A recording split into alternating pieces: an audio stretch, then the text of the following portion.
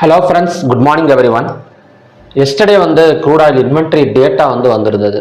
அதாவது 29/4/2026 என்ன கொடுத்திருக்காங்க அப்படின்னா டிமாண்ட் தான் கொடுத்திருக்காங்க. அதாவது forecast 0.300 m, ஆக்சுவல் பாத்தீங்க அப்படின்னா -6.234 m. ஸோ எப்படி டிமாண்ட் வருங்கிறத நம்ம நேற்று ப்ரிடிக்ஷன் பண்ணிட்டோம். நேற்று மார்னிங்லேயே பார்த்தீங்க அப்படின்னா ஏபிஐ எஸ்டிமேட் பண்ணியிருந்தாங்க க்ரூட் ஆயில் இன்வென்ட்ரி கம்மியாக இருக்குது யூஎஸில் அப்படிங்கிற மாதிரி. ஸோ அதை பேஸ் பண்ணி நமக்கு இன்வென்ட்ரி டேட்டாவும் பார்த்தீங்க அப்படின்னா டிமாண்டு தான் கொடுத்துருக்கு. ஓகேங்களா? இப்போ யூஎஸ் ஆயிலாக இருக்கட்டும், பிரெண்ட் க்ரூட் ஆயிலாக இருக்கட்டும், எவ்வளோங்க ட்ரேட் ஆகிட்டு இருக்கு அப்படின்னா பிரெண்ட் க்ரூட் ஆயிலெலாம் கிட்டத்தட்ட $119 ட்ரேட் ஆகிட்டு இருக்கு. யூஎஸ் ஆயில் ஒரு $107 ட்ரேட் ஆகிட்டு இருக்கு. கூடிய சீக்கிரம் இதுக்கு முன்னாடி ஹை பார்த்தீங்க அப்படின்னா $119. ஸோ ஆல்மோஸ்ட் நியர்பை $119 நமக்கு 78 வரைக்கும் இறங்கியிருக்கு. கிட்டத்தட்ட ஒரு 20 பாயிண்ட்ஸுக்கு மேலே டவுன் ஆகி 30 பாயிண்ட்ஸுக்கு மேலே டவுன் ஆயிருக்கு. அகைன் ஒரு $190 வரைக்கும் ரீச் ஆனது அப்படின்னா இந்த இடம் ஒரு ட்ரிபிள் டாப் ரெசிஸ்டன்ஸாக ஒர்க் அவுட் ஆகக்கூடிய சான்சஸ் இருக்கு. இவ்வளோ தூரம் போகுமா? இப்போ தானே 107 டச் பண்ணியிருக்கு. ஸோ 119 வரைக்கும் வரதுக்கு பாசிபிலிட்டி இருக்கா அப்படின்னு கேட்டிங்க அப்படின்னா இருக்குது அப்படிங்கிற மாதிரி சொல்லலாம். ஏன் அப்படின்னா ட்ரம்ப் மார்னிங் ஒரு நியூஸ் கொடுத்துருக்கிறாரு. என்ன சொல்லியிருக்காரு அப்படின்னா இப்போ ஈரான் ப்ரொப்போசல் பண்ணாங்கல்ல, ஒரு சில கண்டிஷன்ஸ் கொடுத்து நாங்கள் ஸ்டாப் பண்ணுறதுக்கு ரெடியாக இருக்கோம் அப்படின்னு சொல்லி ட்ரம்ப் கிட்ட ஒரு ப்ரொப்போசல் பண்ணாங்க. ஸோ ட்ரம்ப் அவரோட டீமும் பார்த்தீங்க அப்படின்னா பேச்சுவார்த்தைலாம் நடத்திட்டு இப்போ ட்ரம்ப் என்ன சொல்லியிருக்காரு அந்த ப்ரொப்போசலுக்கு அப்படின்னா நீங்கள் நியூக்ளியர் டீலுக்கு ஒத்து வராமல், இப்போ நியூக்ளியர் டீல்னா தெரியும், இப்போ நமக்கு ஈரானில் நிறைய நியூக்ளியர் ப்ராஜெக்ட் போயிட்டு இருக்கு. தேவையில்லாமல் அவங்களோட மெயினே நியூக்ளியர் பாம்ஸ் தயாரிக்கக்கூடாது அப்படிங்கிறதுக்காக தான். ஓகேங்களா? ஸோ அப்படி இருக்கிறப்ப நீங்கள் ஒரு குறிப்பிட்ட நியூக்ளியர் எனர்ஜி மட்டும்தான் கிரியேட் பண்ணணும். ஸோ இந்த டீலுக்கு நீங்கள் ஒத்து வராமல் நாங்கள் பிளாக்கேடை ரிமூவ் பண்ண முடியாது. பிளாக்கேட்னா என்ன அப்படின்னா ஸ்ட்ரெயிட் ஆஃப் ஹார்மஸில் சுற்றி இருக்கிற படைகள், அதாவது மிலிட்ரி ஃபோர்ஸை நாங்கள் ரிட்டர்ன் எடுத்துக்க முடியாது, இல்லைனா ரிமூவ் பண்ண முடியாது அப்படிங்கிற மாதிரி ட்ரம்ப் சொல்லியிருக்கிறாரு. இது மேக்சிமம் பார்த்தீங்க அப்படின்னா நமக்கு ஆயிலை பொறுத்த வரைக்கும் ஒரு டிமாண்ட் நியூஸ். ஆயிலை பொறுத்த வரைக்கும் மறுபடியும் நமக்கு ரைஸ் தான் ஆகும். அதே மாதிரி இந்தியன் மார்க்கெட், வேர்ல்டு ஸ்டாக் எக்ஸ்சேஞ்சை பொறுத்த வரைக்கும் நமக்கு என்ன சொல்றது அப்படின்னா ஒரு செல்லிங் ப்ரெஷர் கொடுக்கறதுக்கு சான்சஸ் இருக்கு. ஓகேங்களா? இது ஆக்சுவலி பார்த்தீங்க அப்படின்னா நமக்கு 119 க்ரூட் ஆயில், பென்ட் க்ரூட் ஆயிலெல்லாம் 119 ரீச் ஆகிறப்ப எப்போவுமே ஒரு வார் எண்டு நியூஸ் தான் வரும். இந்த தடவை பார்த்தீங்க அப்படின்னா ஆப்போசிட்டாக வந்திருக்கு. அது மட்டும் இல்லாமல் ஃபெட் ரேட் கட் நமக்கு அன்சேஞ்சு அப்படின்னு தான் சொல்லி கொடுத்துருக்குறாங்க. ஃபெட் ரேட் கட்டோட ரிசல்ட் வந்திருக்கு.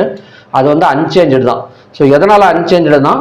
ஆயில் ரொம்ப அதிகமாக இருக்குது டாலர் வைஸில். அதாவது யூஎஸ் ஆயில் டாலர் வைஸ் பார்த்தீங்கன்னா கூட ஒரு $107 ரீச், அதாவது ரைஸ் ஆகிட்டே போகுது. இதனால் பணப்பற்றாக்குறை ஏற்படும். இதனால் ஃபெட் ரேட் கட் எங்களால் கட் பண்ணுறதுக்கு வாய்ப்பு கிடையாது அப்படின்னு சொல்லி அன்சேஞ்சு கொடுத்துருக்காங்க. இது தேர்ட் டைம் அன்சேஞ்சு. இதுக்கு முன்னாடியும் பார்த்தீங்கன்னா அன்சேஞ்சு தான், அதுக்கு முன்னாடியும் அன்சேஞ்சு தான். ஓகேங்களா? பார்க்கலாம். இன்னைக்கு கண்டிப்பாக அகைன் ஒரு பை சைடு போவதுக்கான சான்சஸ் இருக்கு அப் டு $119 வரைக்கும். ஓகேங்களா? நெக்ஸ்ட் க்ரூட் ஆயிலோட லெவல்ஸ் பார்க்கலாங்க. இப்போ க்ரூட் ஆயில் நான் எடுத்து வச்சிருக்கிறது monthly May month contract chart கிடையாது. ஒரே நிமிஷம், இந்த சார்ட்டில் பார்க்க வேணாம். ஸோ நார்மல் சார்ட் தான். இப்போ இந்த சார்ட்டில் பார்த்தீங்க அப்படின்னா நமக்கு இதுக்கு முன்னாடி 10,535 தான். ஸோ 2 டைம்ஸ் ரெசிஸ்டன்ஸ் எடுத்திருக்கு. எப்படி யூஎஸ் ஆயில் $119 நமக்கு ட்ரிபிள் டாப் ரெசிஸ்டன்ஸாக ஒர்க் அவுட் ஆகுமோ அதே மாதிரி க்ரூட் ஆயிலை பொறுத்த வரைக்கும் 10,535 தான். ஸோ நமக்கான நெக்ஸ்ட் டார்கெட் அண்ட் ரெசிஸ்டன்ஸ் அப்படிங்கிற மாதிரி சொல்லலாம். ஓகேங்களா? இப்போ நமக்கு ஒரு $1 மட்டும் நெகட்டிவ்ல போயிட்டு இருக்கு. மேபி ஒரு 100 பாயிண்ட்ஸ் 150 பாயிண்ட்ஸ் இறங்கினா கூட 9,650 தான். ஸோ நமக்கான நெக்ஸ்ட் சப்போர்ட் ஜோன். ஓகேங்களா? ஒன்று இந்த இடத்துல சப்போர்ட் ஒர்க் அவுட் ஆகும். இல்லை அப்படின்னா க்ளோஸுக்கு மேலே ஓப்பன் ஆனாலோ இல்லைன்னா ஃபிளாட் மார்க்கெட்டில் ஓப்பன் ஆகி க்ளோஸை பிரேக் அவுட் பண்ணாலோ கண்டினியூஸாக நமக்கு 10,535 வரைக்கும் வரதுக்கான பாசிபிலிட்டி இருக்கு. ஸோ இந்த இடம் ரீச் ஆனதுக்கு அப்புறம் தான் ரெசிஸ்டன்ஸ் எதிர்பார்க்கலாம். ஓகேங்களா? இப்போ ஒன்று நமக்கு ஒரு 9,650 இல்லை 9,700 ஓப்பன் ஆனால் இந்த ஜோன்லேருந்து மேலே வந்துடும். இல்லைனா ஃப்ளாட் மார்க்கெட்டில் கொஞ்சம் 9,800 900 ஓப்பன் ஆனால் க்ளோஸ், நேற்று க்ளோஸ் எஸ்டர்டே க்ளோஸ் 10,126. இந்த 10,126 பிரேக் அவுட் பண்ணால் 10,535 வரைக்கும் மேலே வரதுக்கான சான்சஸ் க்ரூட் ஆயிலில் இருக்குது. ஏன்னா டிமாண்ட் தானே, ஏன்னா நமக்கு இன்வென்ட்ரி டிமாண்டில் இருக்குது, ட்ரம்ப் கொடுத்துருக்கிற நியூஸும் பார்த்தீங்க அப்படின்னா ஆயிலை டிமாண்ட் பண்ணுற மாதிரி தான் இருக்குது. ஓகேங்களா. நெக்ஸ்ட் வேணால் ஸ்ட்ரைட்டாக ஃபார்மர்ஸை ஓப்பன் பண்ண மாட்டாங்க அப்படிங்கிறத இதுலேருந்தே நம்ம வந்து தெரிஞ்சுக்கலாம். நெக்ஸ்ட் வந்து நேச்சுரல் கேஸ். இப்போ நேச்சுரல் கேஸை பொறுத்த வரைக்கும் எஸ்டர்டேவே நம்ம பார்த்தது தான். இந்த இடம் பார்த்தீங்கன்னா தெரியும், நமக்கு வந்து ட்ரெண்ட் லைன் ரெசிஸ்டன்ஸ் எடுத்திருக்கு அப்படின்னு சொல்லிட்டு வந்து முன்னாடியே ட்ரா பண்ணி வச்சிருந்த லைன் தான். ஓகேங்களா. எக்ஸாக்டாக அந்த லைன்ல இருந்து கிட்டத்தட்ட நமக்கு வந்து 10 பாயிண்ட் இறங்கியிருக்கு. ஸோ மறுபடியும் ஒரு லோவாக பிரேக் அவுட் பண்ணாலும் இல்லை க்ளோஸுக்கு கீழே ஓப்பன் ஆனாலும் 247.6ல் சப்போர்ட் வந்து எடுக்கும். லோவாக பிரேக் அவுட் பண்ணால் ஸோ கண்டினியூஸாக இங்கேருந்து நமக்கு வந்து ஒரு 2 or 3 பாயிண்ட்ஸ் டவுன் எடுத்துகிட்டு நமக்கு வந்து மேலே வரத்துக்கு சான்சஸ் இருக்குது. எப்படியும் இது வந்து தொடர்ந்து செல்லிங் எடுத்தது அப்படின்னா ஒரு பெரிய செல்லிங் அப் டு 229 வரைக்குமே இறங்கிறதுக்கு சான்ஸ் இருக்குது. பட் இன்ட்ராடேல கன்ஃபார்மாக வந்து சொல்ல முடியாது.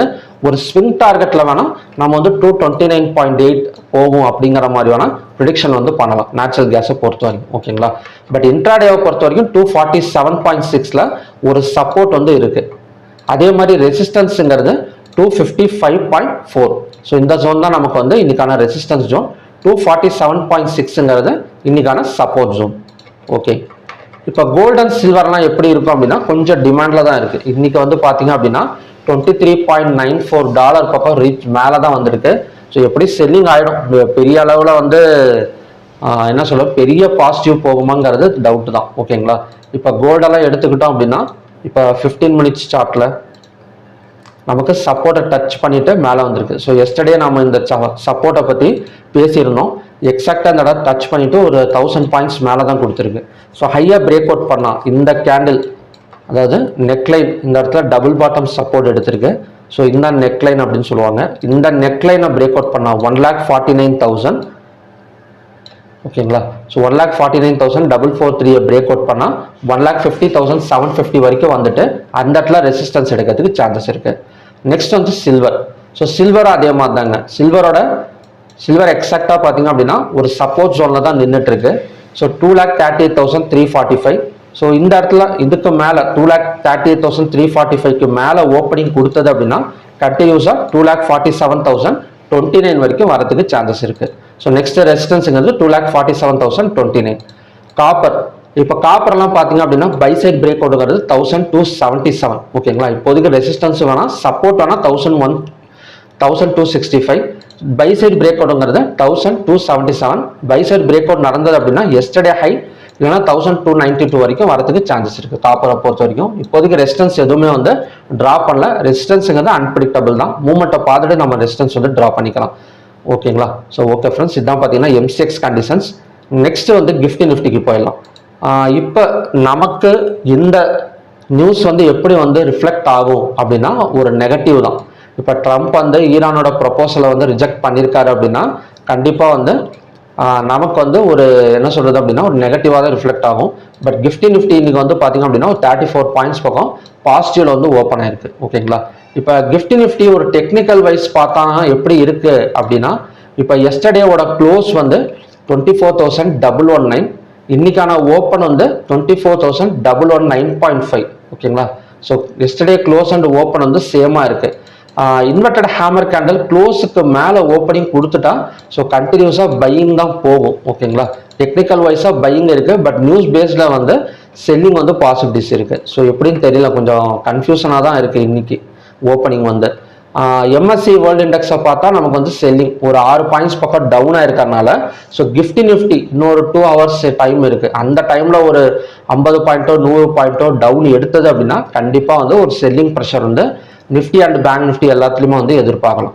ஸோ பேங்க் நிஃப்டி எல்லாம் பொறுத்த வரைக்கும் ஃபெட் ரேட் கட் ரிமைன் அன்சேஞ்சுங்கிறது பாசிட்டிவ் தான். அது வந்து நெகட்டிவ் கிடையாது. ஏன்னா இவ்வளோ பிரச்சனைலாம் அவங்க ரேட் கட் பண்ணாதான் ஆச்சரியமே தவிர ரேட் கட் பண்ணாதது கொஞ்சம் வந்து எதிர்பார்த்தது தான். ஓகேங்களா. பட் 3ஆவது தடவை கட் பண்ணுவாங்கன்னு நினைக்கல, ஒரு 0.5 குறைச்சிருக்கலாம். சரி ஓகே. இப்போதைக்கு ஒரு 34 பாயிண்ட்ஸ் வந்து பாசிட்டிவ்ல போயிட்டு இருக்கு. எப்படியும் குறைஞ்சிரும். ஏன்னா எம்எஸ்சி வந்து வேர்ல்டு ஸ்டாக் எக்ஸ்சேஞ்ச் வந்து நெகட்டிவ் 6 பாயிண்ட் வந்து நெகட்டிவ்ல இருக்கு. இது வந்து மேக்ஸிமம் கொஞ்சம் வந்து பார்க்கக்கூடியது தான். ஓகேங்களா. அப்படி இருக்கிறப்ப கண்டிப்பாக வந்து செல்லிங் ப்ரெஷர் வந்து மார்னிங் டைம்ல வந்து எதிர்பார்க்கலாம். அது மட்டும் இல்லாமல் செல்லிங் ப்ரெஷர் எடுக்கிறதுக்கு இன்னொரு ரீசன் இருக்கு. நமக்கு இந்தியாவோட USD அகைன்ஸ்ட் INR வந்து ரொம்ப வீக்காக இருக்கனால கண்டிப்பாக செல்லிங் ப்ரெஷர் வந்து எதிர்பார்க்கலாம். நெக்ஸ்ட் வந்து இன்ஃபோசிஸ் ADR வேல்யூஸ் எல்லாம் பார்த்தீங்க அப்படின்னா இன்ஃபோசிஸ் அண்ட் ரிலையன்ஸ் 3.81% பாசிட்டிவ்ல இருக்கு. ஸோ மற்றபடி விப்ரோ, ஐசிஐசி, ஹெச்டிஎஃப்சி பேங்க் எல்லாமே வந்து ஒரு நெகட்டிவ் வந்து கொடுத்துருக்காங்க. ஓகே, ஸோ ஓகே ஃப்ரெண்ட்ஸ், பார்க்கலாம். நம்மளோட இதுபடி பார்த்தீங்க அப்படின்னா ட்ரம்ப் வந்து ஈரான் ப்ரொபோசலை ரிஜெக்ட் பண்ணியிருக்கிறாரு. அதை பேஸ் பண்ணி வேர்ல்டு ஸ்டாக் எக்ஸ்சேஞ்ச் ஒரு 6 பாயிண்ட் டவுன் எடுத்திருக்கு. நிஃப்டி இன்னும் கொஞ்சம் நேரத்தில் ஒரு 50 பாயிண்ட்டோ 100 பாயிண்ட்டோ கொஞ்சம் நெகட்டிவில் போனது அப்படின்னா கண்டிப்பாக கொஞ்சம் ஃபர்ஸ்ட் ஆஃப் வந்து செல்லிங்கில் போகிறதுக்கு சான்சஸ் வந்து இருக்குது. ஓகே, பார்க்கலாம் இந்த மாதிரி வந்து நடக்குது அப்படின்னு. மறுபடியும் பார்த்தீங்க அப்படின்னா இன்னும் நல்ல ப்ரிடிக்ஷன் வீடியோ நான் மீட் பண்ணுறேன். Thank you very much.